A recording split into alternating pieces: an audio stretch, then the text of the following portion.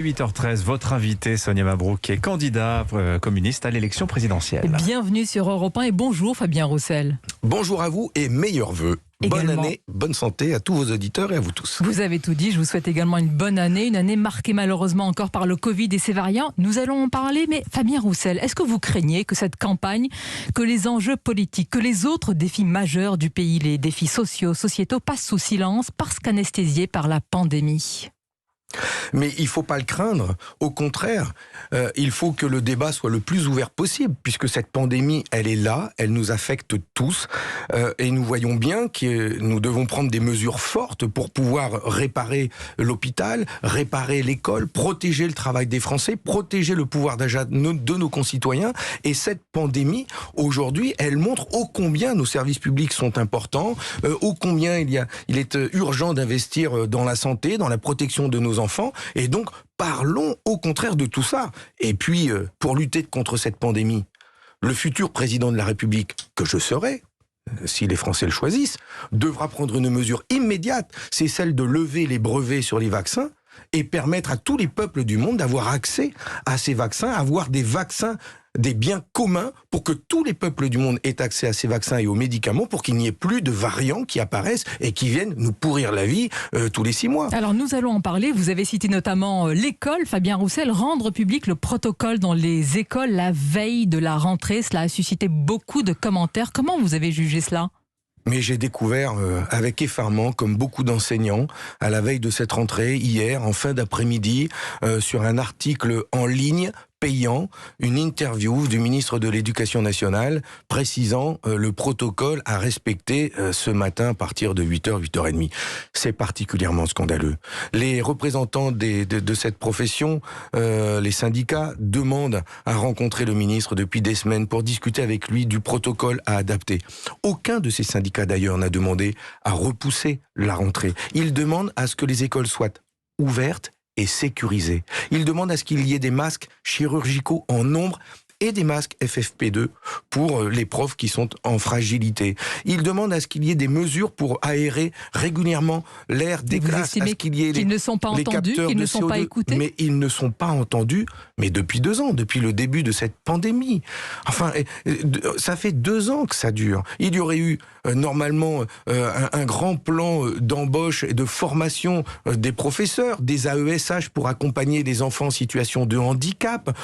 C'est comme si quasiment rien n'avait été fait dans ce domaine-là. C'est tout l'inverse du discours du ministre de l'Éducation qui se félicite justement d'avoir maintenu par rapport à d'autres pays européens et puis ailleurs l'école ouverte. Est-ce que vous retenez cela ou vous dites non, en réalité tout manque ? Non, c'est vraiment de la supercherie de la part de M. Blanquer d'opposer ceux qui seraient pour les écoles fermées et ceux pour les écoles ouvertes.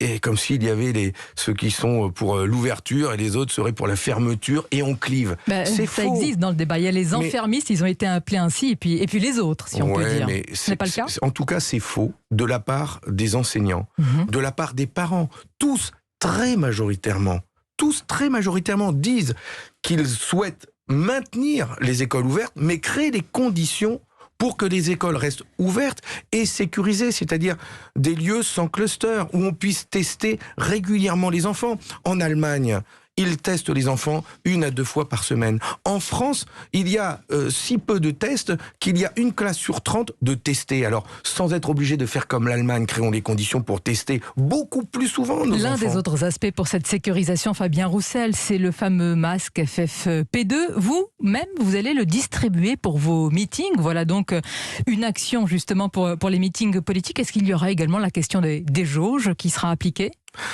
Bien sûr, nous devons faire en sorte, nous responsables politiques dans le cadre de cette campagne présidentielle, de créer des conditions pour que les Français qui souhaitent venir à un meeting et s'informer puissent venir dans un meeting sans avoir peur d'attraper le virus ou de tomber dans un cluster.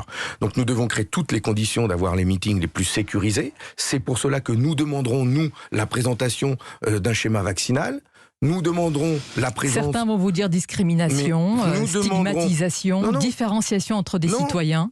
Non, laissez-moi finir. Mais est-ce que... Répondez-moi à cela. Non, mais laissez-moi finir. Nous demanderons la présentation d'un schéma vaccinal ou la présentation d'un test antigénique. Et bien sûr, la loi nous interdit d'interdire quelqu'un de rentrer s'il n'a aucun de ces... Alors pourquoi le demandez-vous? Mais parce que nous voulons nous sécuriser, et en tout état de cause, nous donnerons à chaque participant un masque FFP2. Et ensuite, nous créerons les conditions dans la salle pour qu'il y ait 1 mètre de distance entre chaque participant qui seront assis. Il n'y aura pas de buvette, il n'y aura pas de popcorn. On sera là pour écouter un discours, la présentation d'un programme. Et donc, ce sera complètement sécurisé. Et la jauge, nous pensons, nous, que d'ailleurs, même pour les manifestations sportives comme pour les concerts, ce qui est important, c'est pas de dire que c'est 2000 en intérieur ou 5000 en extérieur. Ce qui est important, c'est l'espace. Et donc, il faut établir des jauges proportionnel à l'espace pour faire en sorte qu'il n'y ait pas de circulation de virus. Vous vous rendez compte, Fabien Roussel, ma première question consistait à vous demander si les enjeux sociétaux ne vont pas être anesthésiés. Et cela fait 10 minutes, nous parlons de vrais sujets. Le masque, la distanciation. Est-ce que pour un candidat à la présidentielle française aujourd'hui, ce sont des sujets majeurs? Ce sont les véritables défis de notre pays? Mais Madame Mabrouk, je vous ai répondu dans ma première réponse aussi de protéger l'emploi et le pouvoir d'achat. Et ça fait partie aussi de cette actualité, mais qui est liée à la pandémie. D'abord parce que la pandémie, elle fait peser des risques sur le travail, et notamment, je pense à tous ces salariés en chômage partiel qui perdent 16% de leur salaire. Je pense aussi à ces hausses de factures de gaz, d'électricité, d'essence, en partie liées par cette pandémie avec la reprise de l'activité économique, etc., etc.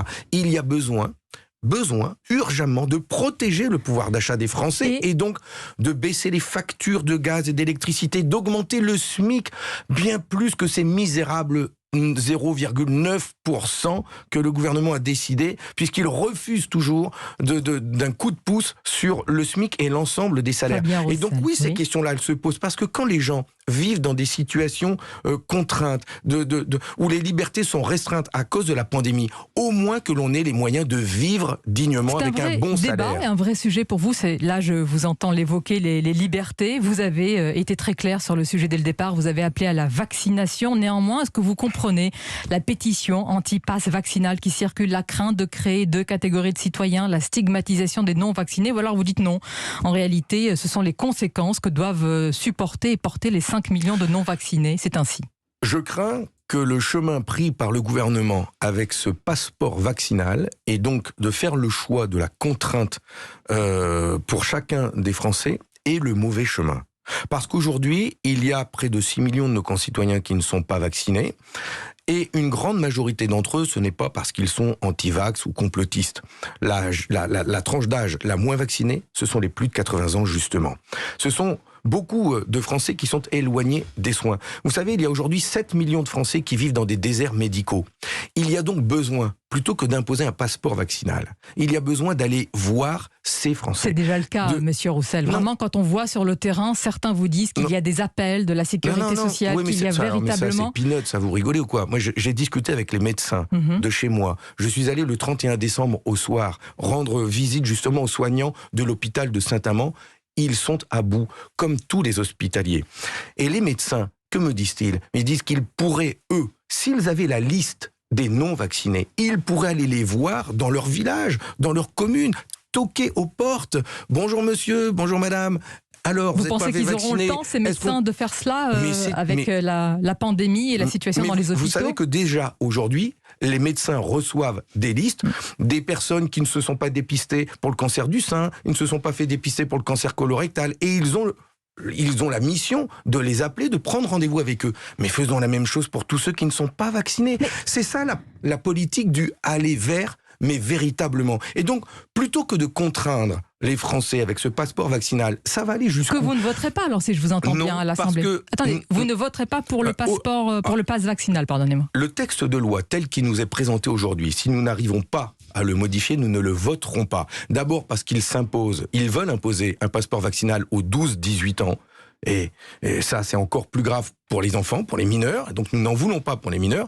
Mais nous ne voulons pas non plus pour les majeurs prendre cette direction, parce que ça veut dire quoi? Ça veut dire que dans 6 mois, dans 12 mois, avec ce passeport vaccinal, on va imposer aux Français, tous les 4 mois, de se faire encore une dose. Il y a la 3e, il va y avoir la 4e, il va y avoir la 5e, la 6e, mais jusqu'où ça va aller? Sans mener de politique globale, à l'international notamment, pour lutter contre les variants. Et c'est pour ça, excusez-moi, mais il y a les moyens à mettre en œuvre nationalement pour l'hôpital, mais il y a surtout le combat à l'international à mener. Lever des brevets des vaccins, mais pourquoi Fabien Roussel, je ne comprends pas. Cette levée, est-ce que c'est une piste de sortie de la pandémie? Parce que, attendez, par exemple, l'Afrique dénombre, alors ce sont des chiffres peut-être à prendre avec des pincettes, mais près de 8 fois moins de cas que l'Europe, très vaccinée depuis le début de la pandémie.